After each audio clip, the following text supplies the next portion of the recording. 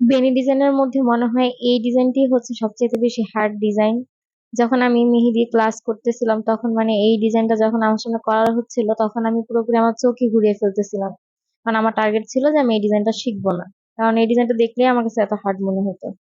তারপরে মুনিয়াপুর একটা ভিডিও আমার চোখের সামনে পড়ে, তো ওনার ভিডিওটা যখন সামনে পড়লো সাথে সাথে আমি প্র্যাকটিস করা শুরু করি।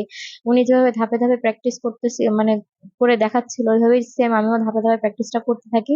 পরে দেখি যে এটা আমার কাছে অনেক বেশি ইজি হয়ে যায়।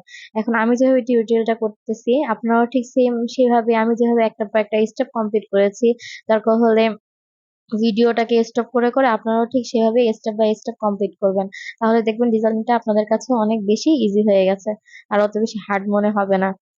এই ডিজাইনের মধ্যে এই ডিজাইনটা যখন জয়েন্ট এলিমেন্ট হিসেবে ব্যবহার করা হয় তখন মনে হয় আমার কাছে মেহেদি ডিজাইনের আকর্ষণটা জয়েন্ট এলিমেন্টের এই পার্টটার দিকে চলে আসে, কারণ দেখতে এমনি খুব বেশি আকর্ষণীয় মনে হয়।